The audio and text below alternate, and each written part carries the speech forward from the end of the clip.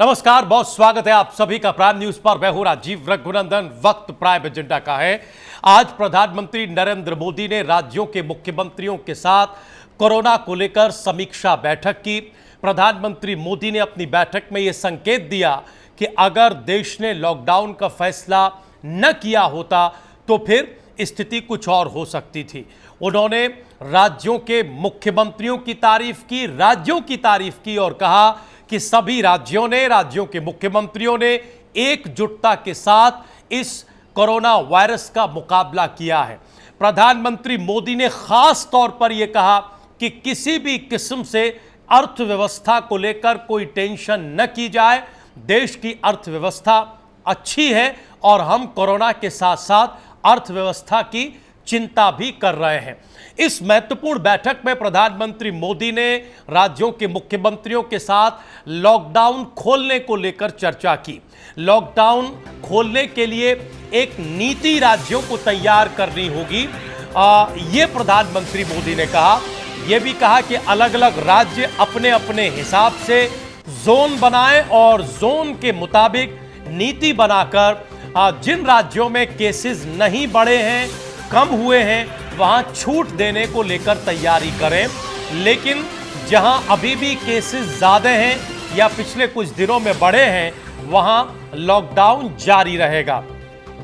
नीति बनाने को लेकर राज्य सरकार विस्तार से काम करें, क्योंकि हम सब जानते हैं, तमाम एक्सपर्ट्स, तमाम मेहमान, विशेषज्ञ, मुख्यमंत्री, प्रधानमंत्री, आज तो गृह मंत्री ने भी ये कहा कि धैर्यपूर्वक हमें इस कोरोना वायरस का मुकाबला करना होगा, क्योंकि ये जो है वो लंबा चलेगा। इसीलिए प्रधानमंत्री ने कहा कि विस्तार से एक नीति बनाएं, जिस नीति का अनुसरण किया जाए और जिस नीति के हिसाब से राहत देने का काम हो। और जिन राज्यों में राहत हुई है पिछले कुछ दिनों में, वहां जिलेवार जो लॉकडाउन है उसकी समीक्षा की जाए और उसको खोला जाए। इस सब के अलावा अगर हम आंकड़ों के हिसाब से देखें तो जल्दी से हम आपको कुछ आंकड़े बताएं। आंकड़ों की स्थिति यह है कि दुनिया भर में जो कोरोना पॉजिटिव की संख्या है वो 29,70,000 के पार चली गई है। 2,06,544 का आंकड़ा जो है वो दुनिया में मौतों का है। अब तक 8,65,733 लोग ठीक भी हुए हैं। वहीं भारत में आइए, भारत में देखिए तो कुल अब तक 27,800 से ज़्यादा केसेस हैं। 6,185 इसमें से ठीक हुए हैं। अब तक जो मौतें हैं भारत में वो कुल मौतें 872 हैं। उत्तर प्रदेश में आप देखिए तो 1800 के पार ये आंकड़ा चला गया है। उत्तर प्रदेश में 289 अब तक ठीक हुए हैं। उत्तर प्रदेश में जो मौतों का आंकड़ा है वो अब 30 से ज़्यादा हो गया है। वहीं 1504 के आसपास उत्तर प्रदेश में एक्टिव केसेस हैं। ये एक स्थिति है। उत्तर प्रदेश के परिप्रेक्ष्य में ही अगर आप देखें तो मुख्यमंत्री योगी आदित्यनाथ ने टीम 11 के साथ बैठक की। उन्होंने लॉकडाउन की समीक्षा की। आज एक विशेष डेवलपमेंट ये हुआ कि उत्तर प्रदेश की योगी सरकार जो अलग अलग राज्यों से मजदूरों को वापस बुलाने का काम कर रही है, जिसमें हरियाणा से बहुत सारे मजदूर वापस बुलाए भी गए, जिसकी आज जानकारी अवनीश अवस्थी ने प्रेस कॉन्फ्रेंस में रखी। उनके लिए शेल्टर होम की व्यवस्था करने को कहा गया, जिसका जायजा आज मुख्यमंत्री योगी आदित्यनाथ ने लिया। एक अनुमान के मुताबिक तकरीबन 10 लाख मजदूरों के रहने की, शेल्टर होम में रहने की व्यवस्था की जाएगी। ये एक स्थिति बन रही है। 10 लाख मजदूरों को रखने का प्रावधान है। आज जो प्रेस कॉन्फ्रेंस केंद्र के स्तर पर हुई, हेल्थ मिनिस्ट्री, होम मिनिस्ट्री और ICMR की, उसमें भी कुछ आंकड़े रखे गए, जिसमें एक अच्छी बात ये देखने में आई कि जो रिकवरी रेट है वो 22.71% का हुआ है। हेल्थ मिनिस्ट्री ने ये बात कही है। इस सब के अलावा अलग अलग मुख्यमंत्रियों की भी प्रतिक्रियाएं आई, जिन्होंने कहा कि हम सब जी जान से कोशिश कर रहे हैं कि इसको पूरी तरह से नियंत्रित किया जाए, क्योंकि ये चुनौती मानवता के लिए एक बड़ी चुनौती है। तो अब मौजूदा परिप्रेक्ष्य में कोरोना को लेकर जो स्थिति है वो कहां पर खड़ी है, राज्य सरकारें जो प्रयास कर रही हैं उनके कितने नतीजे आए हैं, आगे और काम कितना बाकी है, और ज़्यादातर चर्चा इसी पर हो रही है। और जो अब तक लग भी रहा है कि 3 मई के बाद उन राज्यों में खासकर या उन जिलों में कुछ राहत मिल सकती है मिल सकती है जहां पर बेहतर परिणाम आ रहे हो, जहां पर बेहतर नतीजे आ रहे हो। तो हम इस पर एक एक्सपर्ट टिप्पणी लेना चाहेंगे, लेकिन पहले हम चाहते हैं कि अपने बाकी मेहमानों से आज टिप्पणी लें और फिर हम अपने एक्सपर्ट्स के साथ चलें, एक्सपर्ट के पास चलें। हमारे साथ आज गौरव मिश्रा भारतीय जनता पार्टी के नेता प्रवक्ता जुड़े हुए हैं। हमारे साथ सचिन रावत कांग्रेस पार्टी के प्रतिनिधि जुड़े हुए हैं। आज हमारे साथ बहुत ही सम्मानित वरिष्ठ पत्रकार प्रेम कुमार जी जुड़े हुए हैं। योगेश सोनी जी राजनीतिक विश्लेषक हमारे साथ जुड़े हुए हैं। हम सबसे पहले योगेश जी से एक प्रतिक्रिया लेकर शुरुआत करेंगे, फिर हम प्रेम जी, सचिन जी, गौरव जी और अपने एक्सपर्ट का रुख करेंगे। योगेश जी, अब तक जो स्थिति है और आज की चर्चा में मुख्यमंत्रियों के साथ बैठक में वीडियो कॉन्फ्रेंसिंग में संकेत 2-3 मिल रहे हैं। एक तो यह कि प्रधानमंत्री ने साफ तौर पर यह कहा है कि अर्थव्यवस्था को लेकर कोई बहुत चिंता करने की बात नहीं है, अर्थव्यवस्था बेहतर है, ठीक है और सरकार उसके लिए रणनीति बना रही है, उसके लिए अलग से व्यवस्था कर रही है। कोरोना को लेकर प्रधानमंत्री ने कहा कि बिल्कुल स्पष्ट बात है कि जहां स्थिति बेहतर नहीं है वहां लॉकडाउन अभी रहेगा, नहीं हटाया जाएगा, लेकिन जिन राज्यों के जिलों में जहां ये संक्रमण रोका है, फैला नहीं है, कम हुआ है, बेहतर हुआ है, वहां नीति बनाकर इसको खोलने की जरूरत है। क्या आपको लगता है कि इससे ये संकेत मिल रहा है कि 3 मई के बाद देश के अलग अलग राज्यों में वहां की स्थिति के हिसाब से लॉकडाउन हटाया जाएगा? क्या आज मुख्यमंत्रियों के साथ प्रधानमंत्री की बैठक का सबसे बड़ा संदेश या आकलन यही है? एक समीक्षक के नाते आप क्या देख पा रहे हैं? देखिए राजीव जी, सबसे बड़ी बात क्या है कि प्रधानमंत्री ने एक सबसे पहले ये संदेश दिया है कि आर्थिक तौर पे लेके, आर्थिक घटना को लेके कोई भी मुख्यमंत्री या देश की जनता ना घबराए।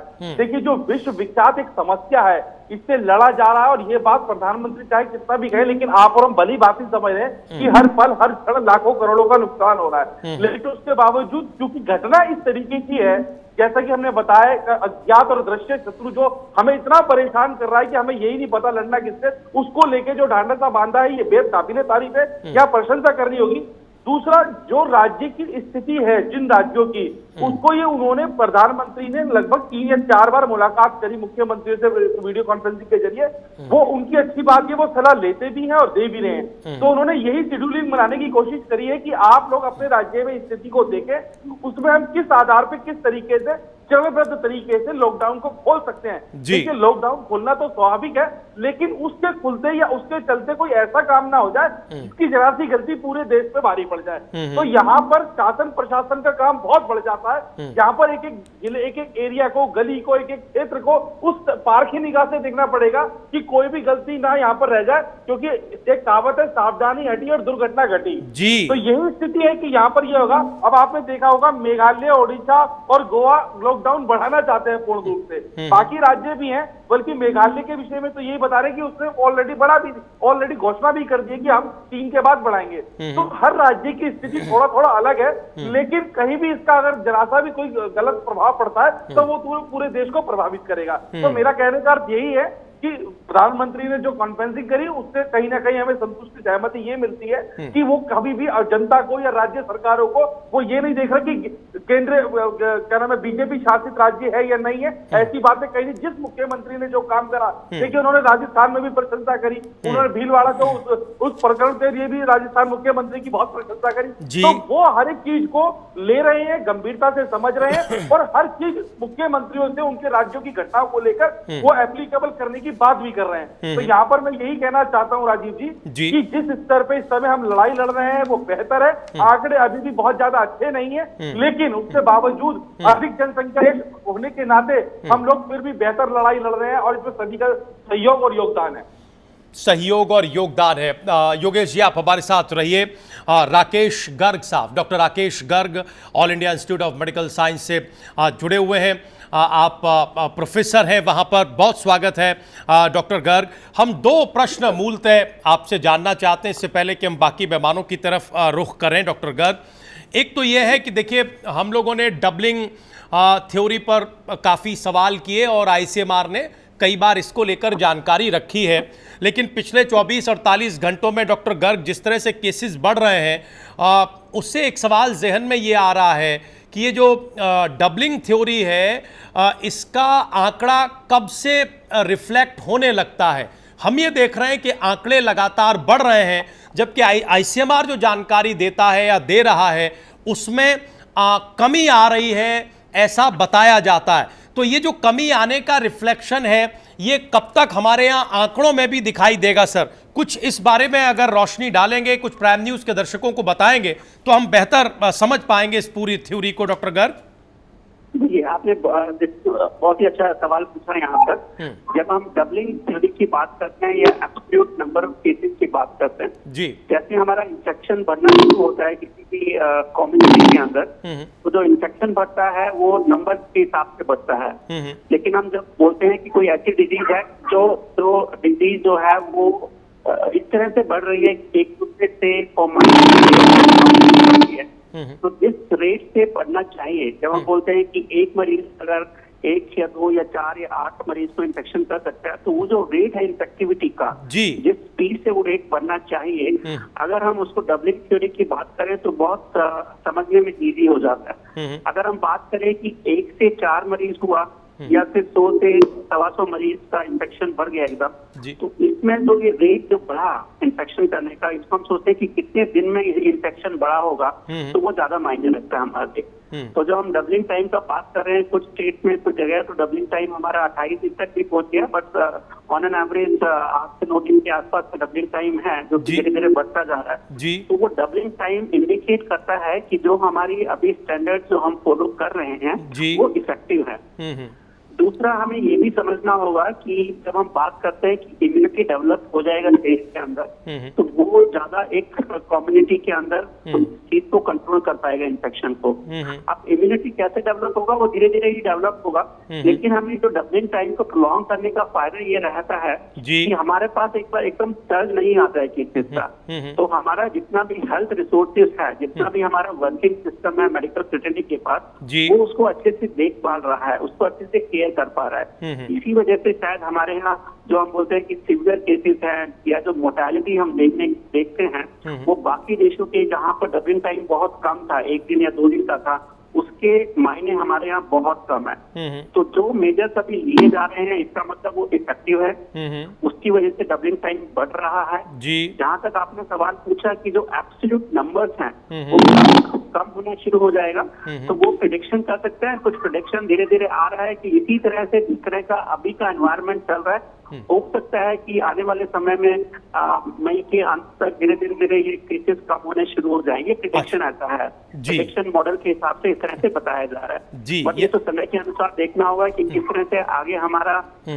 जिसका ट्रांसमिशन है, जिस तरह से हम अभी लॉकडाउन चल रहा है, ये जब कभी खुलेगा या किस तरह से खुलेगा, तो वो सारी चीजों पर निर्भर करेगा कि किस तरह के केसेस उस टाइम आएंगे और किस तरह से cases, number of absolute cases धीरे धीरे से कम होते हैं। यानी बहुत सारी परिस्थितियों पर, डॉक्टर गर्ग आप कह रहे हैं कि बहुत सारी परिस्थितियों पर ये निर्भर करता है और आगे भी ये निर्भर करेगा। बिल्कुल ठीक कह रहे हैं डॉक्टर गर्ग। एक चीज हम और आपसे जानना चाहते हैं, वो ये कि ये जो प्लाज्मा थेरेपी है, थ्योरी है, जिसके बारे में कहा जा रहा है, और हम ये भी देख रहे हैं कि अब बहुत सारी जगह आज आईसीएमआर ने ये रिक्वेस्ट की है, एक तरह से अपील की है, निवेदन किया है कि जो लोग ठीक हुए हैं वो अपना प्लाज्मा देने के लिए आगे आएं बाकी संक्रमितों के इलाज के लिए। सर ये बताएं कि ये भी, यानी ये प्लाज्मा थ्योरी भी क्या person to person, patient to patient अलग अलग तरीके से रिएक्ट करती है, उसके अलग अलग तरीके से नतीजे आते हैं या आएंगे, या फिर इस पूरी प्लाज्मा थ्योरी थेरेपी के बारे में कोरोना वायरस को लेकर कोई प्रमाणिक स्थिति सामने आ गई है? ये क्या स्थिति है सर, प्लीज बताएं। देखिए, इसमें हम 2 बात हमें समझना चाहिए। एक, जो भी हम थ्योरी की है, जो मेडिकल प्रैक्टिस की बात कर रहे हैं, तो क्योंकि ये बिल्कुल एक नॉवल वायरस है, तो डेफिनेटली तो हम किसी भी कंडीशन में नहीं कह सकते कि ये बिल्कुल डेफिनेट ऐसा होगा। लेकिन अगर हम बाकी वायरल इन्फेक्शन से कोरिलेट करते हैं मेडिकल साइंस के अंदर, जब भी कोई शरीर के अंदर इन्फेक्शन होता है तो हमारी बॉडी उसको रिस्पॉन्स करती है ठीक करने के लिए। नॉर्मल बॉडी का रिस्पॉन्स होता है, इसको हम बोलते हैं कि बॉडी की इम्यूनिटी कैसी है। तो बॉडी के अंदर साधारणतः कुछ इस तरह के केमिकल रिलीज होते हैं बॉडी की तरफ, ताकि वो इन्फेक्शन को कंट्रोल कर सके और दोबारा इन्फेक्शन नहीं हो। सेम चीज हमारा इस जो कोरोना वायरस का जो आरएनए है, उसके अगेंस्ट भी बॉडी के अंदर एंटीबॉडीज बन रहे हैं जी। इसी वजह से धीरे धीरे बॉडी उस इन्फेक्शन को कंट्रोल करती है। क्योंकि आप देखिए कि हमारे पास ऐसा कोई क्योरेबल दवाई तो नहीं है जिससे हम वायरस को मार रहे हैं। इसका बिल्कुल मतलब सही। कि बॉडी का अंदर का जो इम्यूनिटी है उसको वायरस कंट्रोल कर रहा है उसको, और धीरे धीरे वो खत्म हो जाता है जी। तो वो जो एंटीबॉडी शरीर में बनती है उसी को प्लाज्मा थेरेपी के फॉर्म में यूज किया जाता है कि जिसके शरीर में इन्फेक्शन ठीक हो गया, इसका मतलब कुछ तो एंटीबॉडी बना होगा जिसकी वजह से वो ठीक हुआ। ऐसे क्योर पेशेंट्स का प्लाज्मा लिया जाता है, उसमें से एंटीबॉडी निकाला जाता है, उसको स्क्रीन किया जाता है कि उसको बाकी डिजीज नहीं है, और जो मरीज हैं, जो सिक मरीज हैं, जो अपना इतना अच्छा एंटीबॉडी रिस्पॉन्स नहीं कर पा रहे हैं, उनको दिया जाता है ताकि ये जो बाहर से एंटीबॉडी दिया दूसरे पेशेंट का वो उनके शरीर में इंफेक्शन लड़ने में मदद करे। तो इसको हम प्लाज्मा थेरेपी मानते हैं। अब ये तो एक पॉसिबिलिटी है, हमारे ह्यूमन बींग्स में हमेशा रहता है कि कुछ बॉडीज, कुछ हम में से ह्यूमन बींग बहुत अच्छा रिस्पॉन्ड करते हैं, कुछ नहीं करते। किसी के अंदर एंटीबॉडी बहुत अच्छे तरीके से बनती है, किसी के अंदर कम बनती है, बट लेकिन बनती जरूर है। तो उस तरीके से प्लाज्मा थेरेपी जहां भी इस्तेमाल हो रहा है हमारे इंडिया में, बाहर में भी, उसके रिस्पॉन्स आए हैं और उम्मीद करते हैं कि आगे भी आते रहेंगे। तो इसलिए जितने हमारे ठीक हो रहे हैं पेशेंट वो अपना प्लाज्मा डोनेट करें ताकि हम बाकी पेशेंट्स को मदद कर पाए। यानी रिस्पॉन्स आए हैं और उन्हीं रिस्पॉन्सेस से एक होप जागी है जिस वजह से ये अब ज़्यादा इस्तेमाल में लिया जा रहा है और इसी वजह से आईसीएमआर को अपील भी करनी पड़ी है। बहुत शुक्रिया, बहुत धन्यवाद डॉक्टर गर्ग हमारे साथ जुड़ने के लिए और इन 2-3 महत्वपूर्ण प्रश्नों के उत्तर करने के लिए, सवालों के जवाब देने के लिए। तो डॉक्टर राकेश गर्ग हमें बता रहे थे, वो ये कह रहे थे कि जहाँ तक ये जो डबलिंग टाइम और मौजूदा ये जो फिगर है, ये जो बढ़ रहा है 24-48 घंटों में, इसका जो ताल्लुक है, इसका जो रिश्ता है, वो अलग अलग सिचुएशन, अलग अलग स्थिति में हमें परखना पड़ेगा, देखना पड़ेगा। वो इशारा कर रहे थे ख़ासतौर से कंडीशनल ही सही, लेकिन लॉकडाउन अगर धीरे धीरे चरण वाइज तरीके से भी हटाया जाता है तो इस पर क्या असर रहता है, उसका असर फिर आंकड़ों पर भी पड़ेगा। और वो प्लाज्मा थेरेपी के बारे में भी इसी तरह की जानकारी दे रहे थे। वो ये कह रहे थे कि वो एंटीबॉडी का एक सिस्टम है, जो ठीक हुआ व्यक्ति है उसके भीतर एंटीबॉडी बनती है, उनका इस्तेमाल हम संक्रमित व्यक्ति के लिए करते हैं, लेकिन अलग अलग पेशेंट अलग अलग तरीके से रिस्पॉन्स करते हैं और यही रिस्पॉन्स उसके ठीक होने पर भी काम करता है। कौन व्यक्ति कितनी जल्दी ठीक होता भी है या नहीं होता है। अब हम आगे चलते हैं। योगेश सोनी जी से हमने बात की, गौरव बिश्रा जी के पास हमें जाना है, सचिन जी को जोड़ना है, लेकिन उससे पहले हम प्रेम कुमार जी को जोड़ना चाहते हैं। प्रेम जी, रेगुलर इंटरवल के बाद आपसे बातचीत होती है। हमें ये बताइए कि अब तकरीबन 28,000 के आसपास, आधिकारिक आंकड़े में 27,800 के पार हैं और वैसे जो स्थिति है वो 28,300 के आसपास हो चुकी है। इस पूरी सिचुएशन को आप किस तरीके से अब देख रहे हैं? और आज जो प्रधानमंत्री और मुख्यमंत्रियों का संवाद हुआ है, जिससे संकेत ये मिल रहा है कि ऐसे राज्य, ऐसे ज़िले जिन्होंने कंट्रोल किया है या आंकड़ों को कम किया है, उनके यहाँ कंडीशनल छूट दी जाएगी, नीति बनाकर छूट दी जाएगी। इस कदम को, इस विचार को, अभी ये फैसला नहीं हुआ है, प्रधानमंत्री ने राज्यों को कहा है कि राज्य अपने यहाँ नीति बनाएं। इस संकेत को आप कैसे देख रहे हैं और क्या आप ये मानते हैं कि अब ये करने के अलावा और कोई चारा नहीं बचा है? अब हमें दोनों चीज़ें, यानी कोरोना वायरस, इसके प्रति लड़ाई और ये जो बाकी के कामकाज हैं, जो ज़रूरी चीज़ें हैं, उनको एक साथ चलाना पड़ेगा। यही इस वक्त देश की ज़रूरत है। प्रेम जी, क्या आप ऐसा मानते हैं? देखिए राजीव जी, सबसे पहले हम आंकड़ों पर आते हैं, फिर दूसरे प्रश्न का जवाब देते हैं। जी प्लीज। तो आंकड़ों को लेकर के हमेशा सरकार पॉजिटिव आंकड़ा ही दिखाती रही। आप शुरू से देखेंगे, जब हमारे यहाँ आंकड़े बहुत कम थे तब भी ये कहा गया था कि हम एयरपोर्ट पर ही स्क्रीनिंग कर लेते हैं, इसलिए हमारे यहाँ आंकड़े 6 हैं और 10 हैं और इस तरीके से। लेकिन लॉकडाउन के समय में जो आंकड़े 571 थे संक्रमण के, आज 27-28 हजार पहुंच गए हैं। तो इसको देखते हुए वो जो थ्योरी, डबलिंग थ्योरी वगैरह वगैरह है, देखिए इस सब के बारे में हम लब्बो लुआब सीधा ये कहना चाहते हैं कि क्या कोरोना नए क्षेत्रों में नहीं फैल रहा है? अगर ऐसा है तो इसका मतलब ये संतोषजनक स्थिति है। उसके बाद दूसरी बात ये है कि कोरोना के जो आंकड़े हैं, मौत के जो आंकड़े हैं, एक संक्रमण के आंकड़े और मौत के आंकड़े, दोनों आंकड़ों में तेजी है। हम कभी सिर्फ 571 जब लॉकडाउन था तब 10 लोग मरे थे, और आज जो है, आज ये फिगर 800 से ज्यादा का है जी। तो ये फिगर जो है, हम इसको सुविधाजनक तरीके से अगर उम्मीद जगाने के लिए, भरोसा दिलाने के लिए बोलते हैं तब तो ठीक है, लेकिन अगर हम रियलिटी में इसको एक मुद्दा समझ करके हल करना चाहते हैं तो ये अभी संतोष करने का विषय अब तक नहीं है, कम से कम। अच्छा, कारण क्या है? देखिए, अब इसको लॉकडाउन से दूसरे प्रश्न पर आते हैं, उसको जोड़ते हैं कि क्या लॉकडाउन, दूसरा लॉकडाउन या आगे कोई तीसरा लॉकडाउन जरूरी है देश के लिए जी। तो हमने पहली बार ही कहा था कि पहली बार जब लॉकडाउन हुआ था तब हम तैयार नहीं थे इस समस्या से जूझने के लिए, लेकिन पहले लॉकडाउन के दौरान हमें देश में दिखा कि किस तरीके से प्रॉब्लम्स आ रही हैं और किस तरीके से हमें सुविधाओं को ठीक करने की जरूरत है। तो दूसरे लॉकडाउन आते आते अब अगर आज की तारीख में देखें तो एक फिगर जो है कि सिर्फ 27 जिलों में, देश में सिर्फ और सिर्फ 27 जिले हैं जहां की 2/3 मामले हैं जी।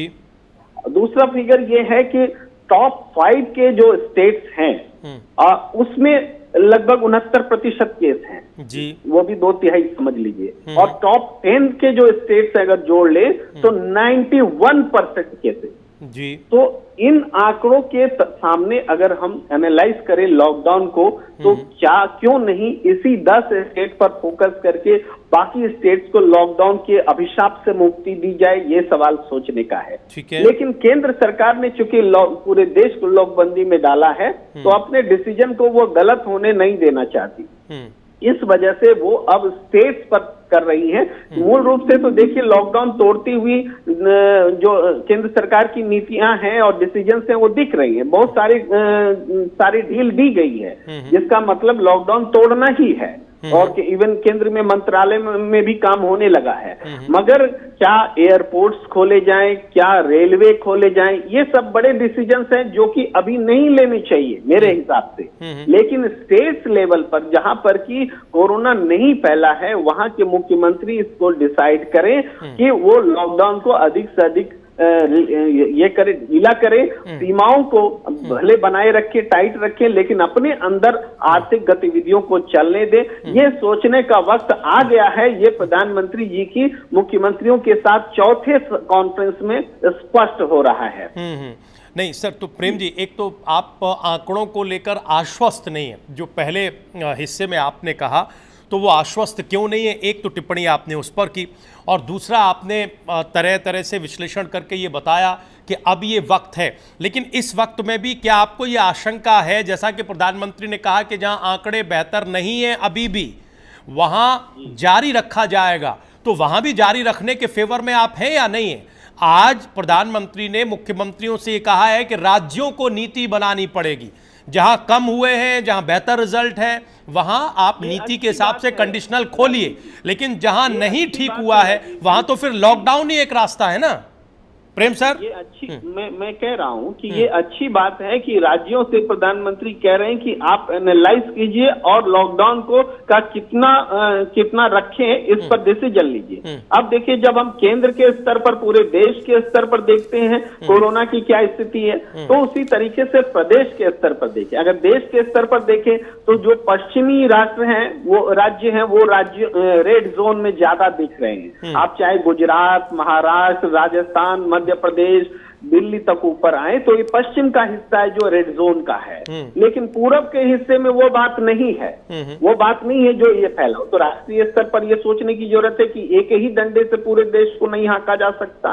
फिर उसी तरीके से स्टेट के लेवल पर अगर हम देखते हैं तो महाराष्ट्र में सबसे ज्यादा संख्या है, लेकिन महाराष्ट्र में जो सबसे ज्यादा संख्या है उसमें आधी से भी ज्यादा तो मुंबई में है। तो बाकी शहरों को कैसे बचाया जाए, इसके लिए कहाँ लॉकडाउन जरूरी है, महाराष्ट्र सरकार अच्छे से इसको देख और समझ सकती है और कर सकती है, तालमेल बना के कर सकती है। उसी तरीके से आप देखेंगे, हमने पहले भी कहा था कि ये कोरोना जो है हवाई जहाज से रिक्शा वाला तक पहुंच रहा है, तो हवाई जहाज से जुड़े हुए जो शहर हैं वही तो मूल रूप से सेंटर है। ये भी एक सोचने का तरीका हो सकता है कि उनको क्यों ना बांधा जाए और उसको फैलने से रोका जाए। तो स्टेट से अपील करना एक बहुत सही फैसला है कि आप स्थानीय जरूरतों के हिसाब से सीमाओं को सील कीजिए और वो जोन में कन्वर्ट कीजिए और लॉकडाउन को प्रभावित कीजिए, प्रभावी बनाइए। लेकिन राष्ट्रीय स्तर पर एक फॉर्मूला सारे स्टेट्स के लिए कि उन प्रदेशों में जहां नहीं पहुंचा है कोरोना और उन प्रदेशों में जहां भीषण है, एक कैसे सही हो सकता है? आपकी बात पर हम तुरंत गौरव जी के पास जाएंगे, सचिन जी को जोड़ेंगे, योगेश सोनी हमारे साथ जुड़े हुए हैं, लेकिन इसी कड़ी में हम आपसे जान लेना चाहते हैं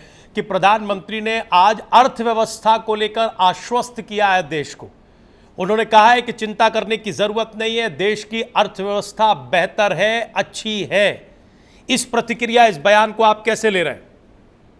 देखिए, एक राष्ट्र प्रमुख के रूप में यह उनका बयान बहुत सही है, भरोसा दिलाने वाला है, लेकिन रियलिटी से हम मुंह नहीं मोड़ सकते। हम लोग समझ रहे हैं कि राष्ट्र में मैन्युफैक्चरिंग खत्म है, 26 करोड़ लोग बेरोजगार हो चुके हैं, क्षमा कीजिएगा, 26% लोग बेरोजगारी का स्तर पहुंच गया है, पहले जो 7-8% होता था, और 12 करोड़ लोग तो शुरुआती दौर में मार्च के अंत में बेरोजगार हो गए थे। तो ये स्थिति है, उत्पादन नहीं हो रहा है, तो इन स्थितियों में अर्थव्यवस्था सही रहेगी ये तो नहीं माना जा सकता। लेकिन हाँ, जो हमारी प्रायोरिटी है उसको देखते हुए हम अभी चिंता न करें। हमारे पास खाद्यान्न का पर्याप्त भंडार है, हम दूसरी लग्जरी चीजों को से बच करके जी रहे हैं। प्रधानमंत्री जी ने पिछले दिनों कहा था कि आत्मनिर्भर होना ही देश की आवश्यकता है। तो आत्मनिर्भर होना, हम कई जो विदेशी चीजें जो हम उपयोग करते हैं, जिस पे डॉलर खर्च करते हैं, उससे अगर दूर करते हैं तब भी देश आत्मनिर्भरता की ओर जाएगा।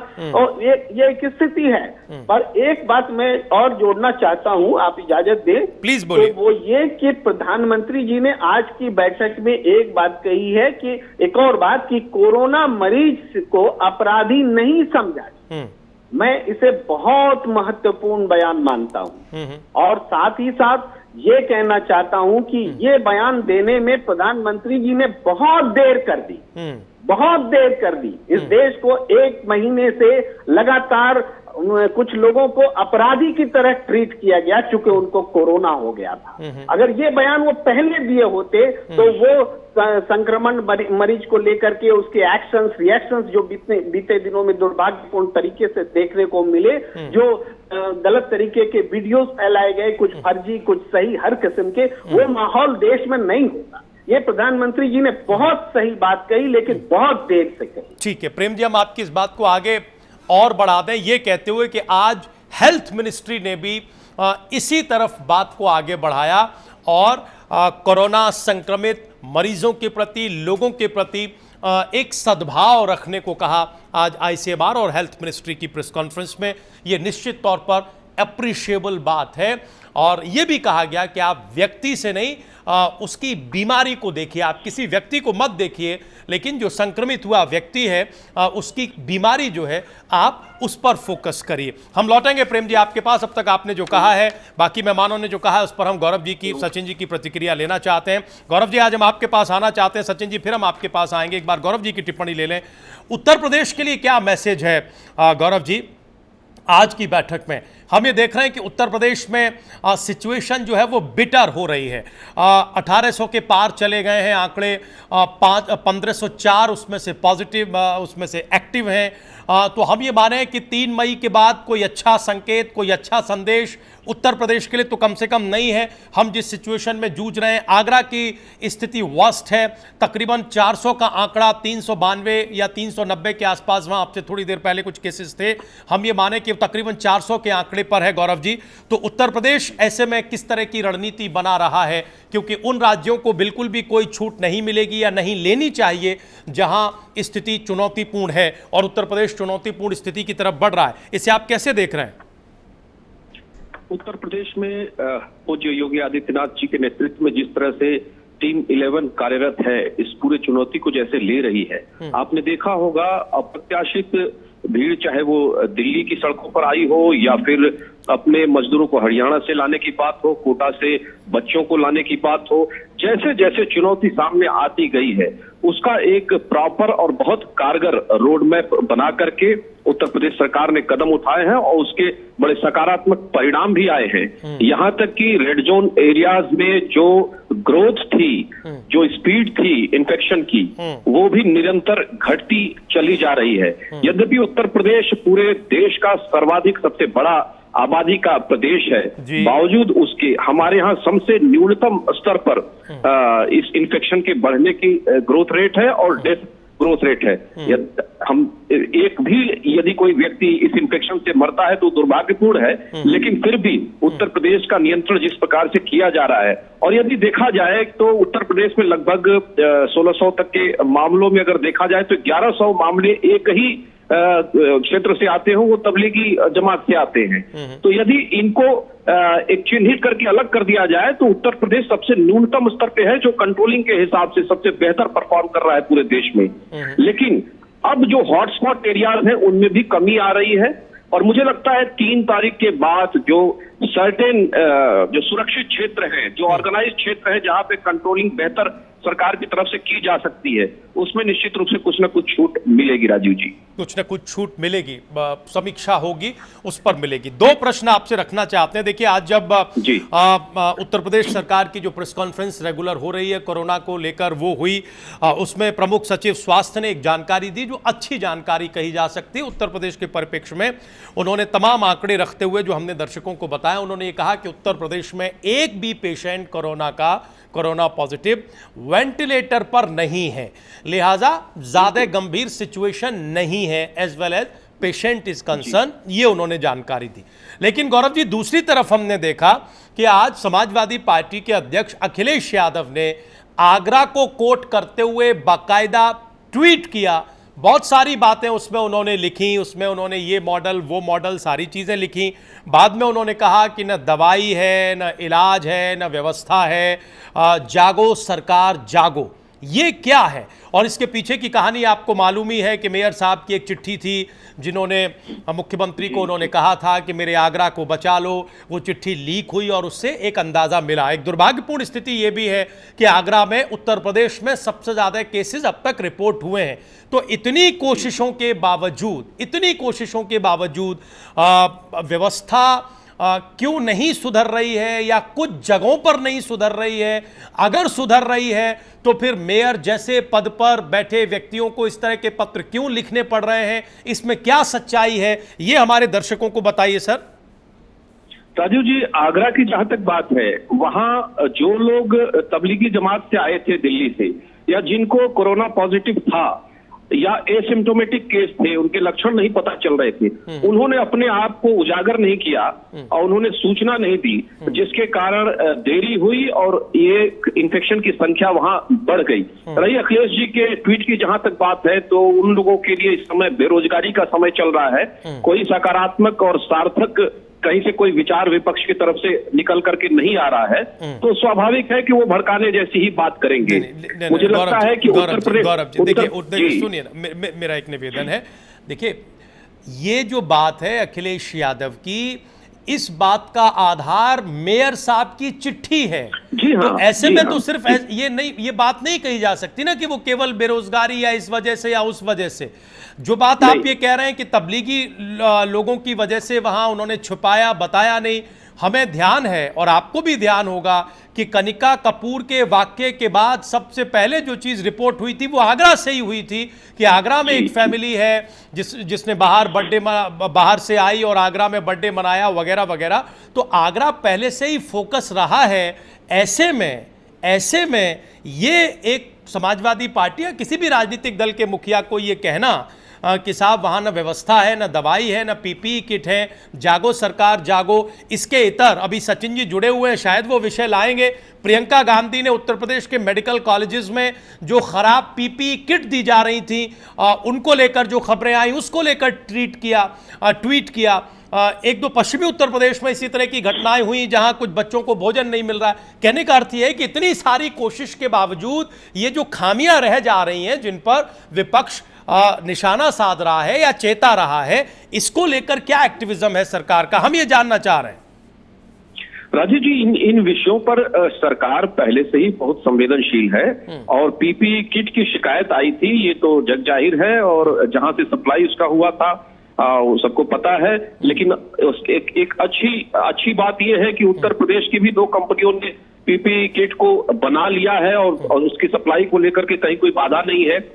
दवाई को लेकर के कहीं कोई समस्या नहीं है, संसाधनों को लेकर कोई समस्या नहीं है। प्रत्येक शहर में 25,000 क्वारंटाइन सेंटर्स जो है 25,000 कैपेसिटी के वो बनाने की बात चल रही है वार फुटेज पे। इसके अलावा 52 जो मेडिकल कॉलेजेस हैं उनमें डेडिकेटेड कोविड हॉस्पिटल बनाने की बात चल रही है। तो व्यवस्थाओं को लेकर उत्तर प्रदेश सरकार बहुत त्वरित स्तर पर चीजों को तैयार कर रही है। हाँ, कुछ जगहों से कुछ समस्याएं जरूर आई थी, लेकिन उनका निष्पादन भी उसी तेज गति से किया गया है। राजीव जी, अगर ऐसा है तो बहुत अच्छा है, क्योंकि ये समस्या, ये चुनौती बहुत बड़ी है, वैश्विक है, पूरी दुनिया को इसने अपने चपेट में लिया है, इसमें भी कोई दो राय नहीं। हम जरा व्यवस्था के सवाल पर जाएंगे, प्रेम जी और योगेश जी को जोड़ेंगे, लेकिन पहले हम सचिन जी का पक्ष लेना चाहते हैं। सचिन जी, आप उत्तर प्रदेश में जो व्यवस्था की जा रही है इसे कैसे देखते हैं? और आज हमला बोलते हुए, ट्वीट करते हुए प्रियंका गांधी ने यह भी कहा कि अगर ये खबरें बाहर नहीं आती, छिपी रह जाती, तो सरकार ये कर देती, वो कर देती, रफा दफा कर देती। इस तरह का अविश्वास क्यों है, जबकि गौरव जी कह रहे हैं कि सरकार अगर शिकायतें मिल रही हैं तो उन्हें तुरंत निष्पादित करने का काम कर रही है। अब इतनी बड़ी वैश्विक या राष्ट्रीय चुनौती में इस तरह की दिक्कतें आ ही जाती हैं, इसमें कोई दो राय नहीं है। तो फिर ये क्यों कहा जा रहा है कि रफा दफा अगर मामला हो जाता तो बड़ा नुकसान हो सकता था? सचिन रावत जी।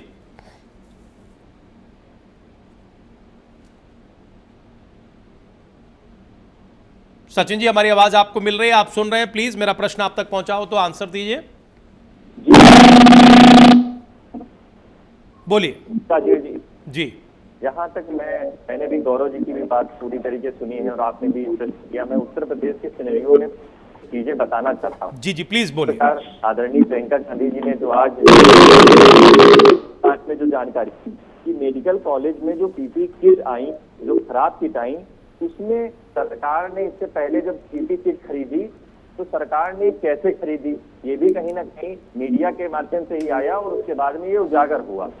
और दूसरी बात एक और मैं कहना चाहूंगा, जिस प्रकार आज आदरणीय राहुल गांधी जी का भी ट्वीट आया है, उन्होंने जो कहा था कि जो चीन से जो टेस्टिंग किट मंगाई गई थी उसमें सबसे ज्यादा मुनाफाखोरी हुई है। आपने देखा था चीन से 245 रुपए लागत वाली टेस्टिंग किट आती है, ऑर्डर किए जाते हैं 600 रुपए प्रति किट के हिसाब से। तो कहीं ना कहीं सरकार इस समय की जो राष्ट्रीय संकट है हमारे देश में, इसमें जो भ्रष्टाचार के मामले आ रहे हैं, अच्छा, सरकार की किस प्रकार अपनी कार्रवाई करेगी, किसकी जवाबदेही होगी, ये भी सरकार को अभी से सुनिश्चित करना होगा। क्योंकि कोरोना जैसी महामारी से पूरा देश लड़ रहा है, हम भी लड़ रहे हैं, आप भी लड़ रहे हैं, सारे विपक्षी दल एक साथ खड़े होकर के सरकार के साथ में हैं। लेकिन ये कुछ चीजें हैं, ये जो सामने आ रही है, इससे कहीं ना कहीं सवालों को घेरे थे। इस प्रकार आगरा मॉडल की जहां तक बात थी, वो सिर्फ मीडिया हेडलाइन में लगातार बनाया जा रहा था कि आगरा मॉडल पे हम ऐसा काम कर रहे हैं। लेकिन जब मेयर की चिट्ठी आती है,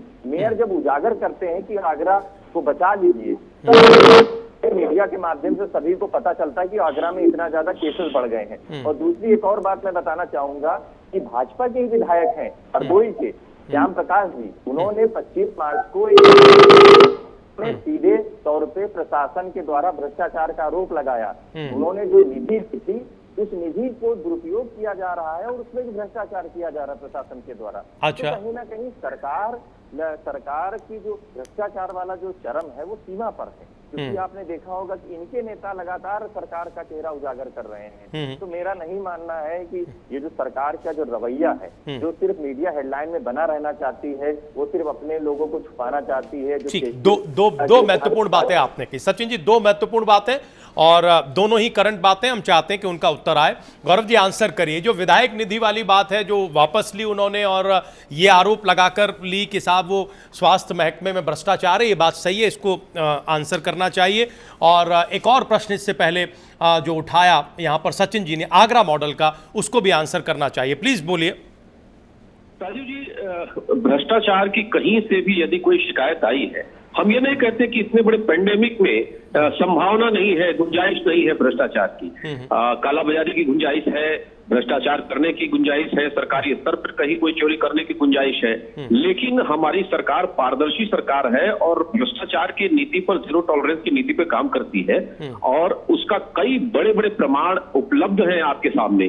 तो इसलिए इस बात के लिए हम आश्वस्त करना चाहेंगे सचिन जी को और आपके माध्यम से जनता को भी, जो दर्शक देख रहे हैं, ये योगी जी की सरकार किसी भी भ्रष्टाचार के मुद्दे पर कहीं कंप्रोमाइज नहीं करेगी, उसके खिलाफ बहुत कड़ा से कड़ा एक्शन लेगी, इसमें कहीं कोई संशय नहीं है राजीव जी। और आगरा की जहां तक बात है, आगरा को गंभीरता से लिया गया है। पश्चिमी जोन पूरा ही जो है वो ज्यादा इफेक्टिव है और उसके लिए एक सेपरेट रोड मैप बनाने की आवश्यकता है और प्रदेश सरकार लगातार उस पर काम कर रही है और चीजें जैसे जैसे बाहर आ रही हैं और उसके अनुसार उसका रोड मैप तैयार किया जा रहा है राजीव। ठीक है, अब हम योगेश जी के पास जाना चाहते हैं। प्रेम जी आपके पास आए इससे पहले योगेश जी हमें ये बताएं कि इस व्यवस्था के सवाल को हम लोगों ने, हमारी सरकारों ने, सिस्टम ने कितना टैकल किया है।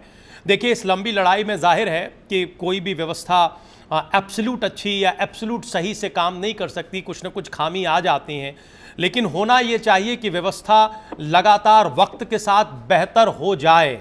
हम ये देख रहे हैं कि व्यवस्था में लगातार कमी आ रही है। जैसे यही घटना है, अगर क्वारंटाइन सेंटर में आगरा के भीतर, जिस पर वीडियो पर कार्रवाई भी हुई है, खाने को सही तरीके से न देना, ये एक आगरा में सामने आया, हो सकता है और भी जगह हो। जैसे अभी सचिन जी ने कहा कि विधायक महोदय ने विधायक निधि वापस इसलिए लेने का ऐलान किया क्योंकि उन्हें ये आशंका हो गई थी कि विभाग जो है वो भ्रष्टाचार कर रहा है। इसी तरह से बहुत सारी अलग अलग तरह की खबरें हैं। जैसे देश में एक व्यापारी ने चाइना से पीपीई किट मंगाकर भारत सरकार को दुगनी कीमतों पर बेच दी। इस तरह की भी खबरें सामने आई हैं। तो हमारे देश की सरकार ने या प्रदेश की सरकारों ने इस व्यवस्था के सवाल को कैसे टैकल किया है इस वैश्विक महामारी के दौरान, इसे आप कैसे देख रहे हैं? देखिए, स्पष्ट है कि अगर ऐसी घटनाएं सामने आती है तो बेहद निंदनीय और दुर्भाग्यपूर्ण है। अगर इस तरीके की चीजों से विपक्ष कोई बात अगर कहता है तो उसको आरोप नहीं बल्कि उसको सुझाव के रूप में लेना चाहिए। यदि सचिन जी कोई बात कह रहे हैं और इस बात को उनके पास कोई प्रमाणिकता या कोई ऐसी चीजें हैं तो मुझे लगता है उसके ऊपर कार्रवाई करते हुए सचेत होने की जरूरत है। क्योंकि राजीव जी, ये मामला दरअसल ऐसा है कि जिसपे राजनीति या कोई पक्ष विपक्ष हर व्यक्ति ये चाहता है कि इसका कोई समाधान निकले। अब देखिए, बात अगर उन्होंने विधायक नीति से चीजें वापस दी और उनको ऐसा कुछ लगा तो वो शायद उनकी स्वयं की मर्जी हो सकती है, लेकिन मुझे लगता है कि जो योगी सरकार एक्शन में है, उत्तर प्रदेश के परिवेश की बात करें, जनसंख्या के आधार पे वो एक बेहतर काम कर रहे हैं। ठीक है, कमियां आ जाती है, खामियां आ जाती है, और इस बात को तो हम तयशुदा रूप से कह सकते हैं कि जानबूझ के ऐसा कोई काम नहीं कर सकता। अगर देसी भाषा में समझे, अगर कहीं विभाग, देखिए इतने बड़े राज्य पे निगाह बना के संचालित करना आप भी मानते किसी चुनौती से कम नहीं, और खासतौर मसला इस तरीके का हो जिसके विषय में हमें नहीं पता, जिसके बारे में हम बहुत पूर्ण रूप से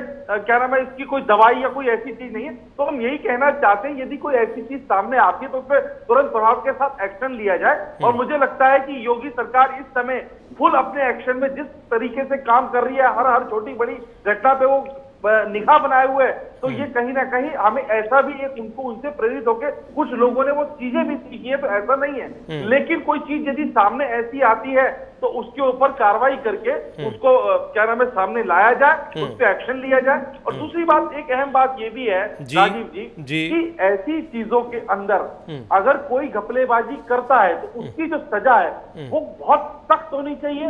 यदि देखिए मुख्यमंत्री सही से काम कर रहे हैं और विभाग बीच में कोई गड़बड़ी करता है तो उनकी पारदर्शिता के लिए मुख्यमंत्री को कोई ना कोई ऐसा एक्शन ऑफ प्लान बनाना चाहिए कि ऐसे समय पे कुछ भी चीज बेकार नहीं होनी चाहिए। ऐसे समय पे देश को 1 रुपए की भी कीमत पता चल रही है, ऐसे समय पे एक व्यक्ति की भी कीमत पता चल रही है। तो बहुत सारी चीजें हैं जिसको युद्ध स्तर पे लड़ा जाता है, और युद्ध सब विगत ज्वर की नीति पे ये काम करते हुए अगर हम पूरी चीजों को अगर समझे तो मुझे लगता है हम तभी बेहतर रिजल्ट पे पहुंच पाएंगे। अगर मैं पहले भी आपकी डिबेट में कहा था और आज कह रहा हूं, यदि पूरे भारतवर्ष में एक मामला भी रह जाता है तो हम संपूर्ण तरीके से इससे विजय प्राप्त नहीं कर मानेंगे। और अगर ऐसी स्थिति ही रही तो मुझे लगता है कि एक आदमी 1 मिनट में 400 लोगों को संक्रमित करता हुआ और फिर वो आगे 1 मिनट में 16,000 को संक्रमित करता है। तो बहुत सारी चीजें हैं जिसमें हमें सतर्कता की जरूरत है। दोनों नेताओं ने अपनी जो चर्चाएं करी, बात करी, अपना पक्ष रखा, लेकिन यह पार्टी का हवाला या उसकी प्रशंसा करते हुए उनको चर्चा नहीं करनी चाहिए। यदि कोई बात है उसका स्पष्टीकरण के साथ, प्रमाणिकता के साथ उनको बात करते रखते हुए एक सुझाव देना चाहिए। ठीक है प्रेम सर, हम आपके पास आना चाहते हैं। हमें इस व्यवस्था के सवाल का उत्तर दीजिए। हमें ये बताइए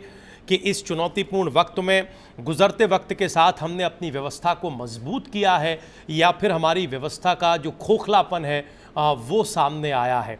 वैश्विक महामारी में सरकार की इतनी कोशिशों और इच्छा शक्ति और इस सब के बावजूद अगर इस तरह की प्रवृत्ति अभी भी है, जहां विभाग पर भ्रष्टाचार के आरोप लगे, सरकार और सिस्टम टैकल करेगा, अलग बात है।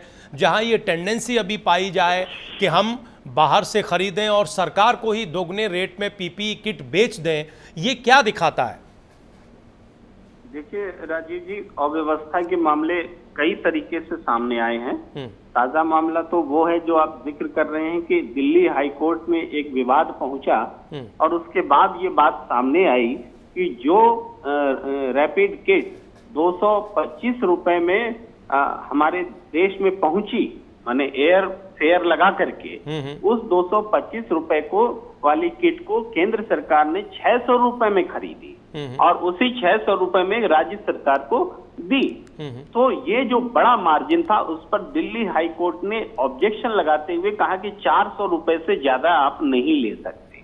तो ये एक उदाहरण है कि कहीं ना कहीं बीच में कमीशन खोरी का मामला देखता है। एक बात फिर भी दूसरी चीजों पर आए, जैसे उत्तर प्रदेश में जो खराब किट की आपूर्ति का मामला प्रियंका गांधी उठा रही हैं। ये देखिए, ये सबसे पहले यही नोएडा से मामला उठा था, जबकि मेडिकल एसोसिएशन ने इस पर ऑब्जेक्शन जताया था कि ये किट खराब है और धीरे धीरे बातें सामने में आई थी। उसके बाद आप देखिए राजस्थान में जो मामला उठा रैपिड किट के खराब होने का, तो उसको लेके आईसीएमआर ने आज ही गाइडलाइन जारी की है कि उसका इस्तेमाल नहीं होना है, यानी वो खराब किट्स हैं। इसके अलावा ये मेडिकल के क्षेत्र हुए। इसके अलावा आप देखेंगे जब मजदूर सड़क पर आए थे तो वो भी अव्यवस्था का मामला था। फिर आप देखिए क्वारंटाइन सेंटर में जो तस्वीरें, शर्मनाक तस्वीरें आ रही हैं, वो भी उसी अव्यवस्था का उदाहरण है। और कुछ एक अनुभव ऐसे हैं जो मैं ध्यान दिलाना चाहूंगा कि जो एक मरीज, मान लीजिए कि एक पत्नी बीमार होती है, उसको डॉक्टर सलाह देते हैं कि पत्नी को आप दिखाइए, एक बार टेस्ट करा लीजिए। पति इसको लेके टेस्ट कराने जाता है। पति और पत्नी दोनों की टेस्टिंग होती है। 48 घंटे में रिपोर्ट के बजाय 4 से 5 दिन लग जाते हैं और इस दौरान उसको घर से सेंटर तक ले जाने और सेंटर में क्वारंटाइन रहने के दौरान जिन लोगों के बीच रखा जाता है और वो सारे लोग मरीज होते हैं, सस्पेक्टेड होते हैं और इनकी रिपोर्ट नेगेटिव आती है। इसके बावजूद आप समझिए जब वो घर लौटेंगे तो जिन लोगों के बीच रहे, अब उनसे इनको कोरोना नहीं हुआ होगा आफ्टर नेगेटिव रिपोर्ट, इसकी गारंटी कोई नहीं ले सकता। ये है अव्यवस्था का आलम। यानी हम टेस्ट भी कराएं, वो भी जोखिम पूर्ण परिस्थिति में टेस्ट करा रहे हैं। हम नेगेटिव हो जाते हैं तब भी बाद में पॉजिटिव होने के पूरे चांसेस हैं, क्योंकि इस दौरान हमें वैसे ही संक्रमित लोगों के बीच, सस्पेक्टेड के बीच में रखा गया। तो ये अव्यवस्था हर स्तर पर दिख रही है। दिख रही है। गौरव जी, इन पहलुओं पर या इन अव्यवस्थाओं पर कोई निगाह सरकार की या सिस्टम की है? और कोई कमी हो जाना एक बात है, जैसा कि आपने कहा, लेकिन उस कमी को तुरंत निष्पादित किया जाना और ये कोशिश करना कि आगे वैसी ही कमी न हो, इसकी कितनी कोशिश हो रही है गौरव जी? राजू जी, निश्चित रूप से जहां इतनी बड़ी व्यवस्था एक साथ चलती है तो कुछ न कुछ समस्याएं आती हैं और वो 100% फुल प्रूफ हो ये संभव नहीं हो पाता कभी कभी। लेकिन हमारी सरकार की जो नीयत है वो बहुत साफ है, बहुत स्पष्ट है। माननीय मुख्यमंत्री जी 24 घंटे उनकी निगाह जो है पूरी व्यवस्थाओं पे लगातार है और कहीं से कोई खामी मीडिया के माध्यम से, विपक्ष के बंधुओं के माध्यम से यदि उजागर होती है तो उस पर तुरंत वो अपना ध्यान केंद्रित करते हैं, उस पर संबंधित अधिकारी को आदेश भी देते हैं। आज जैसे मैं आपको एक छोटा उदाहरण देना चाहूंगा। आज हमारी पार्टी के प्रदेश अध्यक्ष माननीय स्वतंत्र देव जी अपने संगठन के कार्यकर्ताओं से वीडियो कॉन्फ्रेंसिंग के जरिए जुड़े हुए थे और सभी जगहों के फीडबैक ले रहे थे और उस फीडबैक में सिर्फ वो कमियां जानना चाहते थे कि कहां कहां कमी है और कहां हमारी व्यवस्थाओं में दिक्कतें आ रही हैं। तो इन हर सोच के माध्यम से हमारी सरकार सूचनाओं को एकत्रित करने का काम कर रही है और जहां भी उजागर हो रहा है उस पर तत्काल प्रभाव से कार्रवाई भी की जा रही है। राजीव जी, हम मान सकते हैं कि कहीं कोई समस्या होगी, लेकिन ऐसा नहीं है कि उस पर अगर संज्ञान में आया तो उस पर कार्रवाई नहीं होगी। कार्रवाई जरूर होगी इस नहीं, पर। ये अच्छी बात है, लेकिन हम स्पेसिफिकली ये जो पीपीई किट का मसला उत्तर प्रदेश के परिप्रेक्ष्य में है, अब ये दूसरी बार सामने आ गया है। चूंकि ये चुनौती लंबी है, हम सब ये मान रहे हैं, और अपने डॉक्टर्स को, कोरोना योद्धाओं को हमें बहुत ज़रूरी है सेफ रखना। इसके लिए क्या व्यवस्था क्या है? अब आगे जो परचेज की जाएंगी वो कैसे की जाएंगी, उसके लिए क्या रणनीति, कोई टीम बनाई गई है, नहीं बनाई गई है, इसकी कोई जानकारी दे सकते हैं क्या प्राइम न्यूज़ के दर्शकों को? बिल्कुल बिल्कुल राजीव जी, टीम 11 जो टीम है उसमें एक पर्टिकुलर टीम डेडिकेटेड है इन सामानों की गुणवत्ता को लेकर के, वो इनकी जांच कर रही है, उसके आधार पर ले रही है। क्योंकि पीपीई किट सिर्फ एक कंपनी सप्लाई नहीं कर रही, कई कंपनी किया गया और कई कंपनियों ने सप्लाई करने की बात की और सबके प्राइस ब्रेकअप अलग अलग है, अलग है। तो स्वाभाविक है जब कोई चीज इमरजेंसी में जैसे नहीं हो पाते तो उसमें कहीं कहीं वेरिएशन आता है, उन त्रुटियों। ठीक, आपकी आवाज में गौरव जी कुछ डिस्टरबेंस हो रहा है, कट की आवाज आ रही है, हम पूरा सुन नहीं पा रहे हैं। सचिन जी की प्रतिक्रिया लेते हैं। सचिन जी कुछ और कहना चाहते हैं तो प्लीज बोलिए। सचिन रावत जी। राजीव जी, जहां तक मैं गौरव जी की बात अभी सुन रहा था, यूपी 11 की जो टीम सीएम साहब ने बनाई थी वो जब कोरोना की महामारी जब स्टार्ट हुई थी, लॉकडाउन हुआ था, उसी समय उन्होंने बना दी।